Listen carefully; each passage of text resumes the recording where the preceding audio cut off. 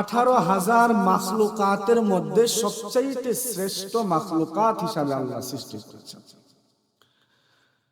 আল্লাহ রাব্বুল আলামিন আমাদেরকে যে সৃষ্টি করলেন, এই সৃষ্টির পিছনে আল্লাহ পাকের কোনো উদ্দেশ্য আছে না নাই? কোনো উদ্দেশ্য ছাড়া মালিক আমাদেরকে বানান নাই, সৃষ্টি করেন নাই। এই 18,000 মাখলুকাতের মধ্যে সবচেয়ে দামি বানাইছেন আশরাফুল মাখলুকাতকে। সুবহানাল্লাহ ওয়া বিহামদিহি। শুধু 18,000 মাখলুকাতের মধ্যে দামি মাখলুক হিসাবে সৃষ্টি করেন নাই। আল্লাহ রাব্বুল আলামিন বলেন, বান্দা আমি তোমাদেরকে শেষ নবী তাজদারে মদিনার উম্মত হিসাবেও তোমাদেরকে কবুল করছি।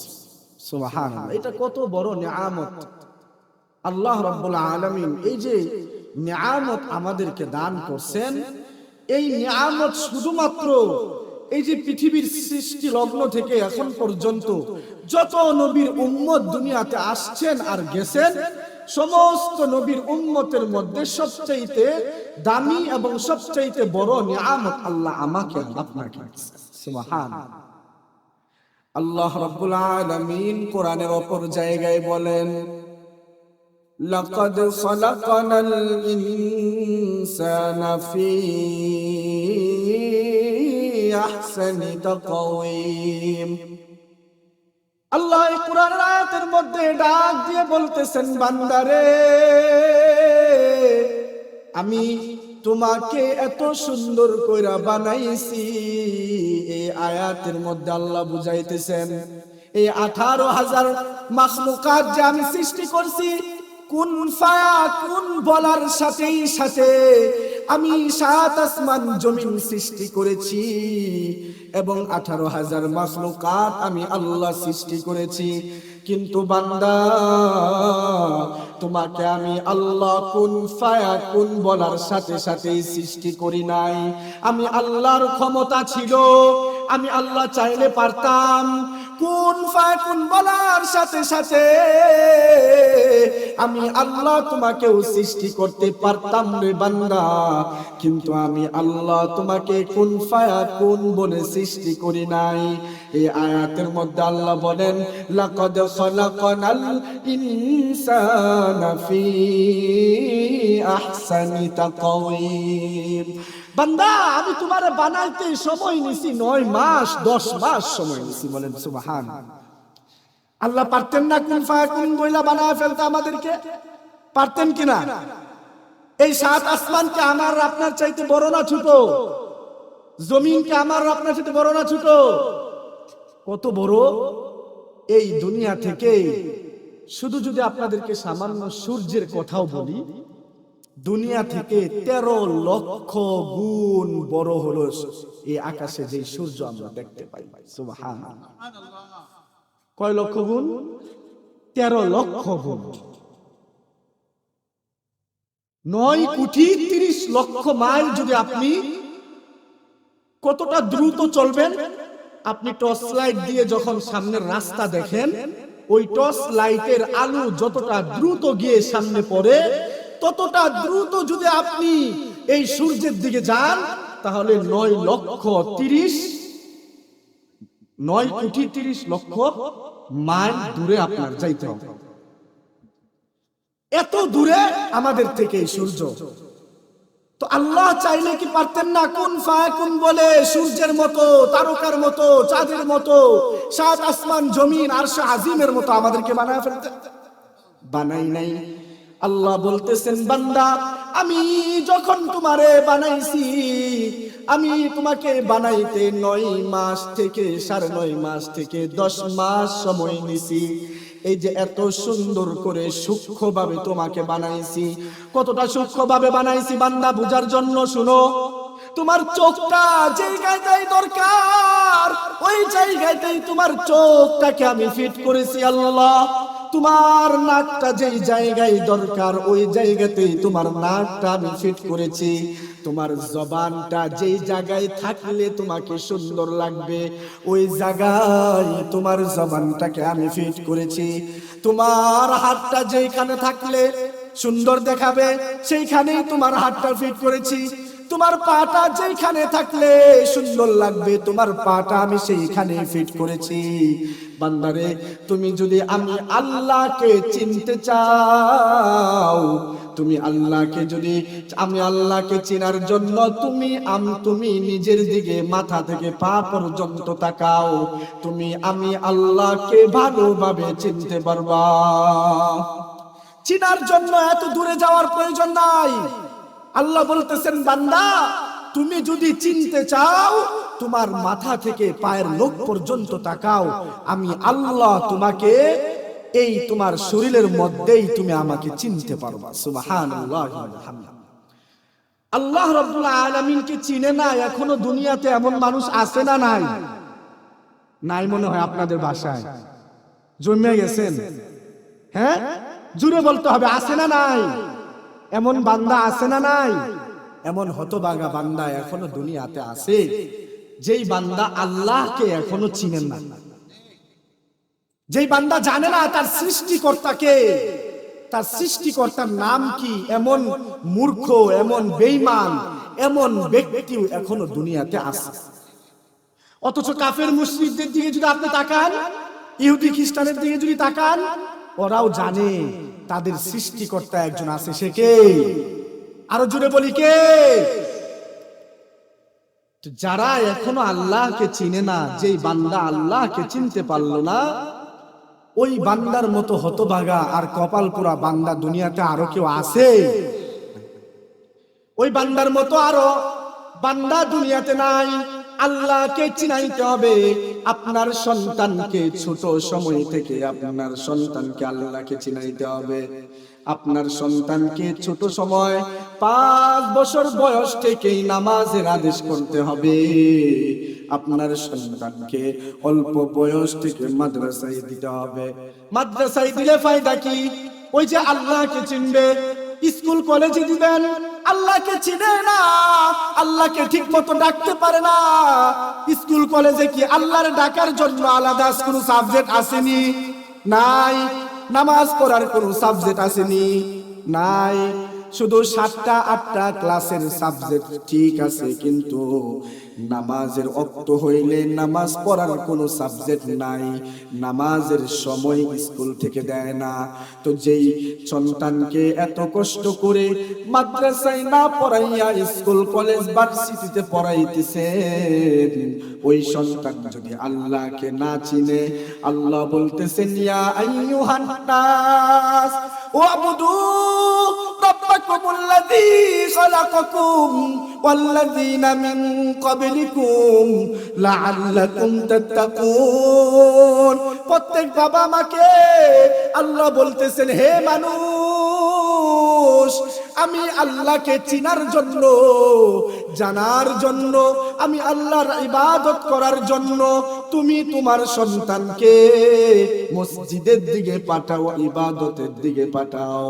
তুমি তোমার সন্তানকে জাহান্নামের আগুন থেকে বাঁচাও। জাহান্নামের আগুন থেকে কি করে বাঁচাইবেন সন্তানকে?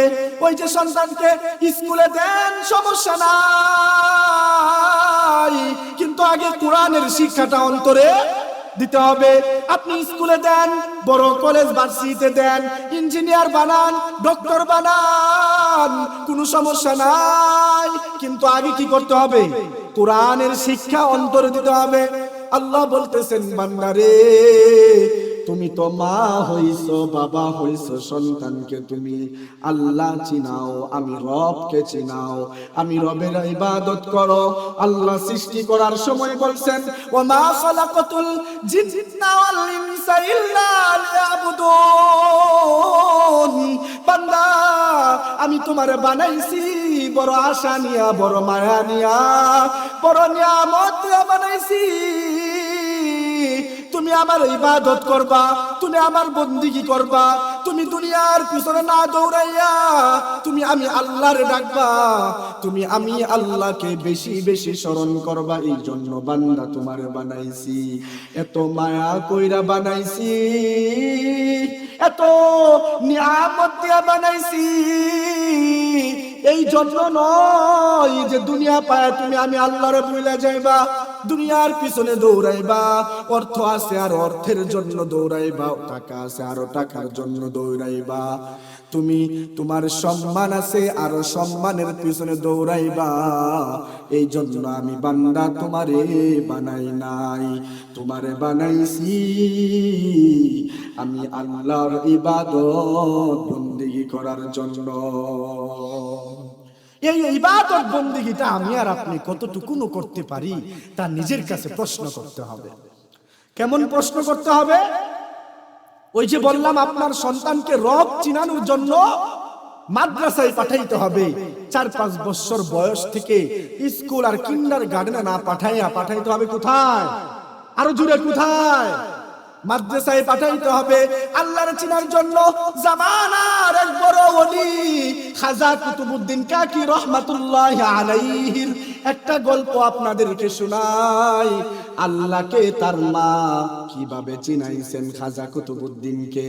খাজা কুতুবউদ্দিন কাকি রহমাতুল্লাহি আলাইহি ছোট্ট সময় তার মা তাকে মাদ্রাসায় পাঠাইতো।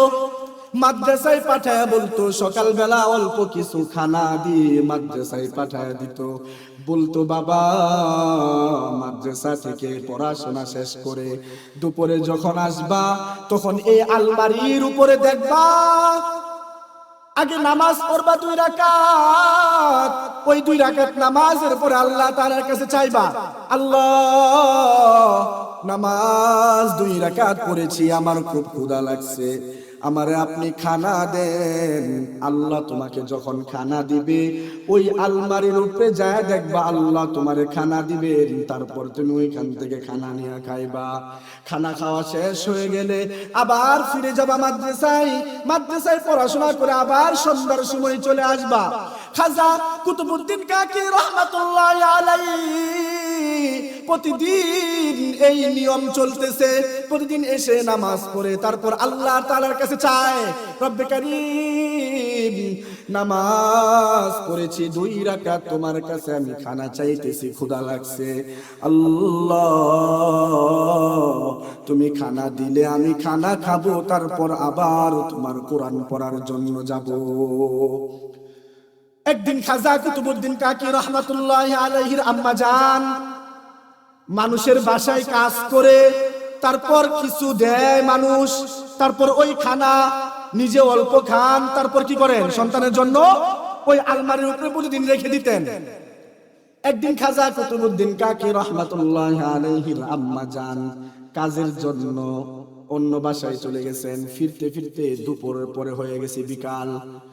ওইখানে তার আম্মা জান আল্লাহ তাআলার কাছে কান্না করতেছিলেন আর বলতেছিলেন, আল্লাহ প্রতিদিন তো মিথ্যা কথা বলেছি আমার ছেলের কাছে, এটা বিশ্বাস করাইছি তুমি আল্লাহ খানা দাও, তুমি মালিক, খানা দেওয়ার মালিক, তুমি সৃষ্টি করার মালিক, তুমি রিজিক দেওয়ার মালিক, কিন্তু আমি তো প্রতিদিন মিথ্যা কথা বলে ওই আলমারির উপরে খানা রেখে দিতাম গো আল্লাহ। কিন্তু আজকে তো আমি অন্যের বাসায় কাজে চলে আসছি, সময় মতো যাইতে পারি না, কিন্তু কুতুবউদ্দিন যদি এসে ওই আলমারির উপরে খানা খুঁজতে থাকে আর না পাই, তাহলে তো মালিক তোমার উপর থেকে আমার কুতুবউদ্দিনের ভরসা কমে যাবে। এই কথা চিন্তা করতেছিলেন আর ওনার আম্মা জান কান্না করতেছিলেন। খাজা কুতুবউদ্দিন কাকি রহমাতুল্লাহি আলাইহি মাদ্রাসা থেকে পড়াশোনা করে এসে দুপুরে যখন রুমে ঢুকে 2 রাকাত নামাজ আগে পড়ছেন, তারপর আল্লাহ তাআলার কাছে চাইছেন, আল্লাহ মাদ্রাসা থেকে পড়ে আসছি, আম্মা তো বলছেন আগে আপনার কাছে চাইতে, আপনার কাছে চাইলেই নাকি আপনি খানা দেন, আপনি খানা দিলে ওই খানা আমি খাই, তারপর আবার কি করি কোরআন পড়ার জন্য মাদ্রাসায় চলে যাই। খাজা কুতুবউদ্দিন বলতেছেন, আল্লাহ আজকে আম্মু বাসায় নাই, আপনার কাছে চাইতেছি, আমি ইলমে দ্বীন শিক্ষা করে এসেছি, আবার চলে যাব, আপনি খানা দিলে খানা খেয়ে তারপর ইলমে দ্বীন শিক্ষার জন্য যাব। দোয়াটা শেষ করে খাজা কুতুবউদ্দিন কাকি রহমাতুল্লাহি আলাইহি আলমারির পর্দাটা উঠাইয়া ওইখানে হাত দিছেন। হাত দিয়ে দেখেন খানা ওইখানে রয়ে গেছে। খানাটার হাতে নিয়ে খানাটা খাইছেন। খানাটা খেয়ে উনি আবার মাদ্রাসায় চলে গেছেন। সন্ধ্যার সময় যখন আসছেন, মা জিজ্ঞাসা করতেছেন, কুতুবউদ্দিন আজকে কি তুমি নামাজ পড়ে আল্লাহ তাআলার কাছে খানা চায়া খানা কি খাইছিলা, দুপুরে কি খাইছিলা? কুতুবউদ্দিন হাসি দিয়ে বলতেছেন, আম্মা জান, প্রতিদিনের ন্যায় আমি আল্লাহ তাআলার কাছে খানা চেয়েছি, দুপুরে খানাও খেয়েছি, কিন্তু মা বড় আশ্চর্যের বিষয় হলো প্রতিদিন খানার মধ্যে যে পরিমাণ মজার স্বাদ পাইতাম তার চাইতে কোটি কোটি গুণ বেশি আজকের খানার মধ্যে স্বাদ পাইছি।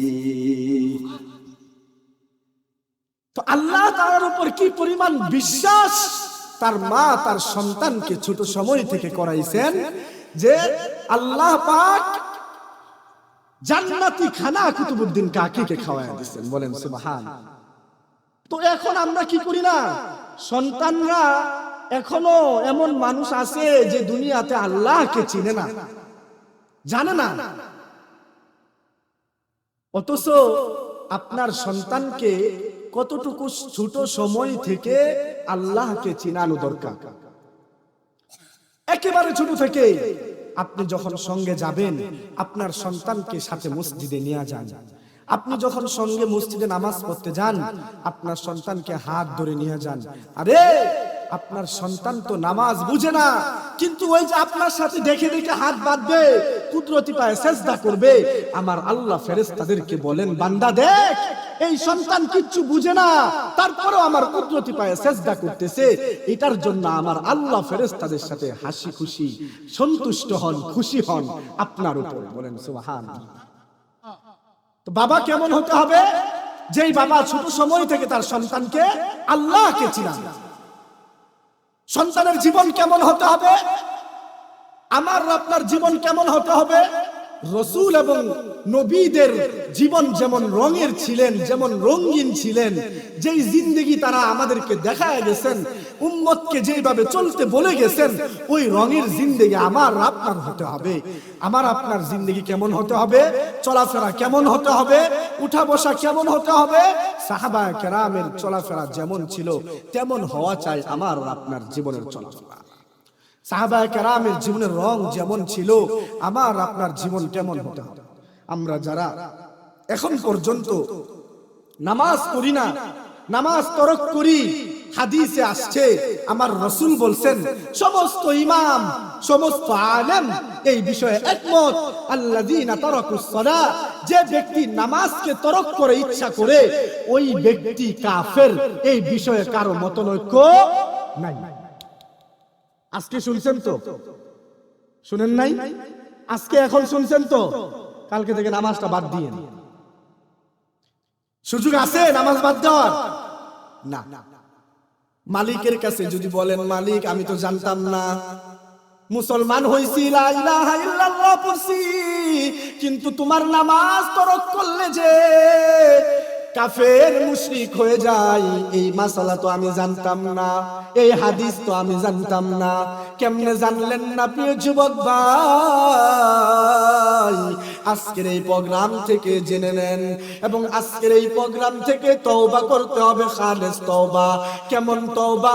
যেই তওবা সাহাবা কেরাম করেছিলেন, যে তওবা তাবিঈনরা করেছেন, তাবিঈনরা করেছেন, এমন তওবা করতে হবে। আল্লাহ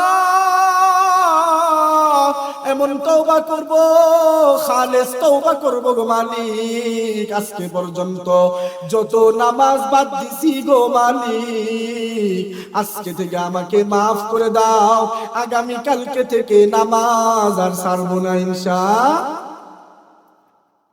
নামাজ যে ছেড়ে দিবে তার মতো বেঈমান, মুনাফিক, কাফের এই পৃথিবীতে আর কেউ নাই। খারাপ লাগলেও এটা মান্য নিতে হবে, ভালো লাগলেও মান্য নিতে হবে। এটা আমার কোনো কথা না, এটা আমার রাসূলের হাদিসের কথা, ইমামদের কথা, তাবিঈনদের কথা, আল উলামা ওয়ারাসাতুল আম্বিয়াদের কথা। যে ব্যক্তি নামাজ ছাইরা দিবে ওই ব্যক্তি সরাসরি কাফের হয়ে যায়। তাহলে মনে রাখতে হবে প্রিয় ভাই, যদি আল্লাহ রাব্বুল আলামিন পাঁচ ওয়াক্ত নামাজের সময় যখন মুয়াজ্জিন ডাকে হাইয়া আলাস সালাহ হাইয়া আলাল ফালাহ, যখন মসজিদের দিকে আহ্বান করেন, ওই মুহূর্তে দুনিয়ার সমস্ত কাজ বাদ দিয়ে মসজিদে আসতে হবে। মসজিদে আসতে হবে, আল্লাহর কুদরতি পায়ে সিজদা করতে হবে। সেই জন্য আজকের এই মাহফিল থেকে তওবা করতে হবে, খালেস তওবা। কেমন তওবা? রাসূলের কাছে এক সাহাবী, মহিলা সাহাবী গেছেন, বলতেছেন ইয়া রাসূলুল্লাহ, আমি গুনাহ করে ফেলেছি, এমন গুনাহ করেছি যে গুনাহের মাপ আমার মনে হয় না দুনিয়াতে আছে। রাসূল বলতেছেন না না না, আমার সাহাবী গুনাহ করতে পারে না। ওই সাহাবী আবার বলতেছেন রাসূল আমি গুনাহ করেছি। রাসূল আবার বলতেছেন না, আমার সাহাবী গুনাহ করতে পারে না। রাসূলকে আবার ওই মহিলা সাহাবী বলতেছেন ইয়া রাসূলুল্লাহ, আমি গুনাহ করে ফেলেছি। রাসূল বলছেন কেমন গুনাহ করেছো যে তোমার কাছে এটার কোনো মাপ নাই মনে হইতেছে? ওই সাহাবী বলতেছেন ইয়া রাসূলুল্লাহ, আমি বিবাহিত নারী, কিন্তু আমি পরকিয়া করেছি, জিনা করেছি। শুধু জিনা করে ক্ষান্ত দেই নাই, আমি তো জিনা করে আমি অন্তঃসত্ত্বা হয়ে গেছি, অন্তঃসত্ত্বা হয়েছি, আমার পেটে এখন একটা বাচ্চা আছে। রাসূল বলতেছেন তোমার বিচার এখন কি করে করব? তুমি এখন বাড়িতে যাও, 10 মাস পরে তোমার এই সন্তান যেদিন দুনিয়াতে আসবে ওই দিন তুমি আমার কাছে আসবা, তোমার বিচার করা হবে।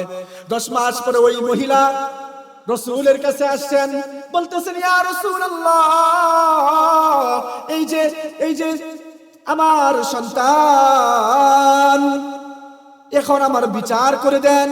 রাসূল বলতেছেন আল্লাহ পাক এই সন্তানের রিজিক তোমার বুকের মধ্যে দিয়ে রাখছেন, সুতরাং তুমি যাও, এই সন্তানকে লালন পালন করো, বড় করো, তারপরে এই সন্তানকে আমার কাছে নিয়ে আসবা, তোমার বিচার করা হবে। এই সাহাবী আবার বাসায় চলে গেছেন। 2 বছর পরে আবার রাসূলের কাছে আসছেন। রাসূলের কাছে এসে বলতেছেন ইয়া রাসূলুল্লাহ, ইয়া হাবিবাল্লাহ, এই যে সন্তান বড় হয়ে গেছে, এখন সে নিজের হাতে ভাত খাইতে পারে, নিজে হাঁটতে পারে, চলতে পারে, এখন আমার বিচারটা করে দেন, আমাকে এই গুনাহ থেকে মুক্ত করে দেন, আমাকে আল্লাহ তাআলার কাছে তওবা করায় দেন, এমন তওবা করান ইয়া রাসূলুল্লাহ, গুনাহের এই বোঝা নিয়ে আমি নিচে মাটির নিচে যাইতে চাই না। ও যুবক ভাই, ও বৃদ্ধ বাবারা, এত বড় সাহাবী ছিলেন যাদের উপরে আল্লাহ তাআলা সন্তুষ্ট ছিলেন, এমন সাহাবীরা গুনাহ করার পরে কাঁদতে কাঁদতে বেহুশ হয়ে যাইতেন। বিচার যা হওয়ার দুনিয়াতে হোক, এই গুনাহের বোঝা নিয়া সাহাবীকে বলতেছেন এই সাহাবীরা এখানে একটা গর্ত খুঁড়ো, এই গর্তের মধ্যে মহিলা সাহাবীকে ফেলে দাও, নিক্ষেপ করো। নিক্ষেপ করার পরে কোরআনের যেই নিয়ম, যেই নীতি, জিনাকারীকে পাথর মেরে নিক্ষেপ করা, ওই জিনাকারীকে পাথর মারতে থাকো। এই মহিলা সাহাবীকে রাসূলুল্লাহর কথা অনুযায়ী ওই গুহার মধ্যে ফেলে দেওয়া হয়। আশেপাশের সমস্ত মানুষগুলো, সাহাবীগুলো ওই মহিলা সাহাবীর উপরে পাথর নিক্ষেপ করতেছিলেন। পাথর নিক্ষেপ করতে করতে মাথা ফেটে রক্ত বের হচ্ছিল। একজন সাহাবী এসে বড় একটা পাথর নিয়ে এই মহিলা সাহাবীর মাথার উপরে আঘাত করলেন সজোরে। সাথে সাথে মাথাটা ফেটে গিয়ে ওই রক্ত চির দিয়ে ওই সাহাবীর গালের মধ্যে লেগে যায়। পক্ষান্তরে সাহাবী বলতেছেন, আল্লাহ রাগান্বিত হয়ে বলতেছেন, ইয়া রহমান, একজন জিনাখোর নারীর রক্ত বুঝি তুমি আমার শরীরে লাগাইলা, আমার শরীরটা অপবিত্র হয়ে গেল। সঙ্গে সঙ্গে রাসূলুল্লাহ শুনেছেন, সাথে সাথে বলতেছেন, হে আমার সাহাবীরা, তোমরা যেই মহিলা সাহাবীর উপর ঘৃণা করতেছো, শুনে রাখো, এই এলাকার সমস্ত মানুষ মিলে যদি তোমরা তওবা করো, আল্লাহ তাআলার কাছে তোমাদের তওবার চাইতে এই মহিলা সাহাবীর তওবা বেশি কবুল হইছে। কেমন কবুল হইছে? কেমন কবুল হইছে তওবা? কেমন ভাবে তিনি তওবা করছেন? যেই তওবার কারণে আল্লাহ তাআলার কাছে ওনার তওবা এতটা পছন্দ হইছে যে আল্লাহ তাআলা দুনিয়াতে থাকাকালীন তার এত বড় গুনাহকেও আল্লাহ মাফ করে দিয়েছেন। সুবহানাল্লাহ। সেই জন্য এই সাহাবীদের মতো তওবা আমাদেরকে করতে হবে। সাহাবীদের মতো তওবা যদি আমি আর আপনি করি, আল্লাহ বলতেছেন, ইল্লা মান তাবা ওয়া আমানা ওয়া আমিলা আমালান সালিহা ফাউলাইকা ইউবাদদিলুল্লাহু সাইয়্যাতিহিম হাসানাত। যে ব্যক্তি খালেস তওবা করলো, ঈমান আনলো এবং আমালে সালিহ করলো, আমি আল্লাহ তার পাহাড় পরিমাণ গুনাহকে নেকি দ্বারা ভরপুর করে দিয়ে আমি আল্লাহ তাকে আমার কাছের বান্দা হিসাবে কবুল করব। সুবহানাল্লাহ। সেজন্য আমালে সালেহ করব তো ইনশাআল্লাহ। কেমন আমালে সালেহ করতে হবে? আমালে সালেহ কাকে বলে? যেই ব্যক্তির জবান থেকে অপর ব্যক্তি কি থাকবে? নিরাপদ থাকবে। লজ্জাস্থান থেকে অপর ব্যক্তি নিরাপদ থাকবে। আমার কথাবার্তা, আমার চাল চলন থেকে অপর মুসলমান ভাই কখনো কষ্ট পাবে না। আমি কখনো অন্যের হক মেরে খাবো না। আল্লাহ রাব্বুল আলামিন বলেন, বান্দার হক আমি আল্লাহ কখনো মাফ করব না। আল্লাহর হক আল্লাহ মাফ করতে পারবেন, করবেন। আল্লাহ দয়ালু, মায়ালু, রহমশীল, দয়াশীল। কিন্তু বান্দার হক আল্লাহ কখনোই মাফ করবেন না। সেই জন্য একজন প্রকৃতপক্ষে মুমিন হওয়ার জন্য, মুসলমান হওয়ার জন্য সর্বপ্রথম যেই কাজ আমাকে আর আপনাকে আগামী কালকে থেকে 5 ওয়াক্ত নামাজি হতেই হবে। পারবো তো ইনশাআল্লাহ? সকলেই পারবো তো ইনশাআল্লাহ? আল্লাহ আমাদের এই সকলের হাতকে কবুল করে নেন। সকলে বলে আমিন। সাথে সাথে সৎ আমল করতে হবে, সৎ কাজ করতে হবে। এবং আজকের এই মাহফিল থেকে আমরা প্রত্যেকেই আল্লাহ তাআলার কাছে তওবা করব। আল্লাহ, এই যে এত গুনাহ করছি, বুঝে না বুঝে, গোপনে প্রকাশ্যে, আল্লাহ এই যে এত নামাজ বাদ দিছি, কাজা করছি, আল্লাহ তুমি পারো আমাকে মাফ করতে। তুমি ছাড়া আমার কেউ নাই। আমি ছাড়া তোমার অনেক বান্দা আছে, অনেক বান্দা আছে, কিন্তু আমি ছাড়া তোমার, তুমি ছাড়া তো আমার আর কেউ। তুমি যদি ফিরায়া দাও, তোমার খাজানা থেকে যদি আমাকে ফিরায়া দাও, আমার আর কারো কাছে যাওয়ার সুযোগ নাই। আল্লাহ আজকে আমাকে মাফ করে দাও। এই জান্নাতের বাগিচার নিচে আমি আসছি, তোমার কাছে তওবা করতেছি। আল্লাহ তুমি যদি মাফ করে দাও, তুমি যদি দয়াশীল হয়ে আমাকে ক্ষমা করে দাও, ইনশাআল্লাহ আল্লাহ কালকে থেকে আর নামাজ ছাড়বো না। এই ওয়াদা আল্লাহ তাআলার কাছে আজকের এই মাহফিল থেকে করে যেতে হবে। পারবো তো ইনশাআল্লাহ? আল্লাহ তাআলা আমাদের সবাইকে খালিস তওবা করার তৌফিক দান করেন। সকলে বলে আমিন। আমাদের সালেহ সকল সময় সৎ কাজ করার তৌফিক দান করেন। সকলে বলে আমিন। সাথে সাথে আগামী কালকে থেকে যেন আমরা 5 ওয়াক্ত নামাজ ঠিকমতো পড়তে পারি, আদায় করতে পারি। আল্লাহ রাব্বুল আলামিন আমাদেরকে সেই তৌফিক দান করুন। সকলে বলে আমিন। ওয়া আখিরু দাওয়ানা আলহামদুলিল্লাহি রাব্বিল আলামিন। কিছু সময় তেলাওয়াত করব। তেলাওয়াতের পরে ইনশাআল্লাহ আখিরি মুনাজাত হবে। সকলেই মুনাজাত করে তারপর ইনশাআল্লাহ এখান থেকে